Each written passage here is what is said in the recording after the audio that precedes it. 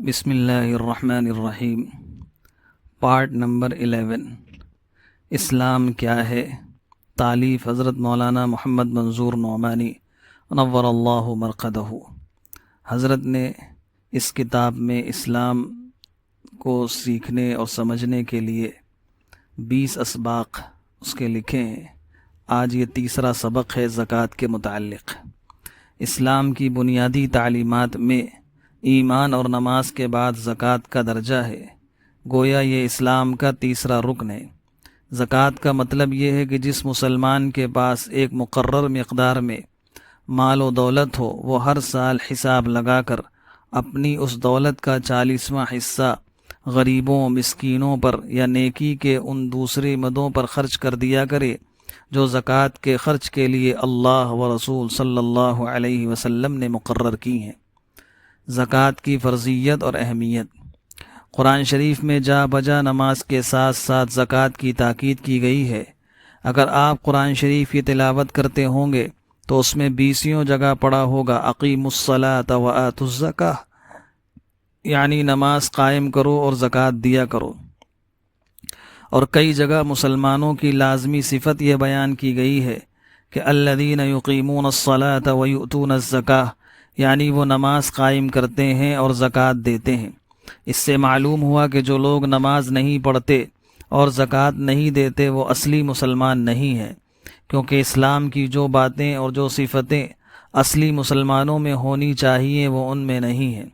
بہرحال نماز نہ پڑھنا اور زکوٰۃ نہ دینا قرآن شریف کے بیان کے مطابق مسلمانوں کی صفت نہیں ہے، بلکہ کافروں مشرکوں کی صفت ہے۔ نماز کے متعلق تو سورہ روم کی ایک آیت میں فرمایا گیا ہے اقیموا الصلاۃ ولا تکونوا من المشرکین، نماز قائم کرو اور نماز چھوڑ کے مشرکوں میں سے نہ ہو جاؤ۔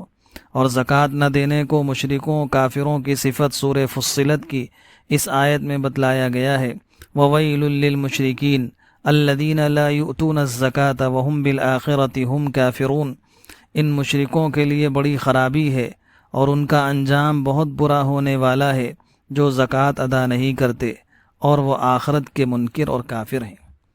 زکوٰۃ نہ دینے کا دردناک عذاب۔ زکوٰۃ نہ دینے والوں کا جو برا انجام قیامت میں ہونے والا ہے اور جو سزا ان کو ملنے والی ہے وہ اتنی سخت ہے کہ اس کے سننے ہی سے رونگٹے کھڑے ہو جاتے ہیں اور دل کانپنے لگتے ہیں۔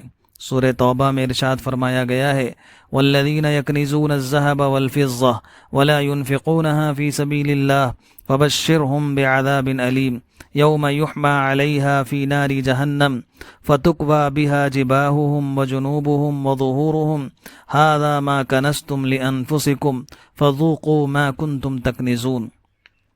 اور جو لوگ سونا چاندی مال و دولت جوڑ کے رکھتے ہیں اور اس کو خدا کی راہ میں خرچ نہیں کرتے، یعنی ان پر جو زکوٰۃ وغیرہ فرض ہے اس کو ادا نہیں کرتے، اے رسول آپ انہیں سخت دردناک عذاب کی خبر سنا دیں، جس دن کے تپایا جائے گا ان کی اس دولت کو دوزخ کی آگ میں، پھر داغی جائیں گی اس سے ان کی پیشانیاں اور ان کی کروٹیں اور پیٹھیں، اور کہا جائے گا یہ ہے وہ مال و دولت جس کو تم نے جوڑا تھا اپنے واسطے، پس مزہ چکھو اپنی جوڑی ہوئی دولت کا۔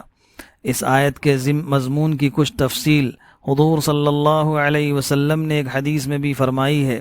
اس حدیث کا ترجمہ یہ ہے کہ جس شخص کے پاس سونا چاندی یعنی مال و دولت ہو اور وہ اس کا حق ادا نہ کرے یعنی زکوٰۃ وغیرہ نہ دیتا ہو تو قیامت کے دن اس کے واسطے آگ کی تختیاں تیار کی جائیں گی، پھر ان کو دوزخ کی آگ میں اور زیادہ گرم کر کے ان سے اس شخص کی پیشانی کو اور کروٹ کو اور پشت کو داغا جائے گا، اور اسی طرح بار بار ان تختیوں کو دوزخ کی آگ پر تپا کے اس شخص کو داغا جاتا رہے گا، اور روز قیامت کی پوری مدت میں اس عذاب کا سلسلہ جاری رہے گا، اور وہ مدت 50,000 سال کی ہوگی، تو گویا 50,000 سال تک اس کو یہ سخت دردناک عذاب ہوتا رہے گا۔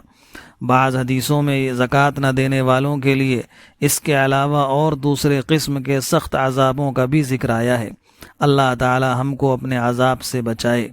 اللہ تعالی نے جن لوگوں کو خوشحال اور مالدار کیا ہے وہ اگر زکوٰۃ نہ دیں اور اللہ کے حکم کے مطابق اس کی راہ میں خرچ نہ کریں تو بلا شبہ وہ بڑے ہی ناشکرے، بڑے ہی ظالم ہیں، اور ان کو جو سخت سے سخت سزا بھی قیامت میں دی جائے بالکل بجا ہے۔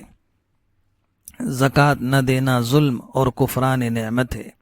پھر یہ بھی سوچنا چاہیے کہ زکوٰۃ و صدقات سے دراصل اپنے ہی غریب اور ضرورت مند بھائیوں کی خدمت ہوتی ہے، تو زکوٰۃ نہ نکالنا دراصل اپنے ان غریب اور مجبور بھائیوں پر ظلم کرنا ہے اور ان کا حق مارنا ہے۔ بھائیوں ذرا سوچو، ہمارے آپ کے پاس جو کچھ مال و دولت ہے وہ سب اللہ تعالیٰ ہی کا تو دیا ہوا ہے، اور ہم خود بھی اسی کے بندے اور اسی کے پیدا کیے ہوئے ہیں۔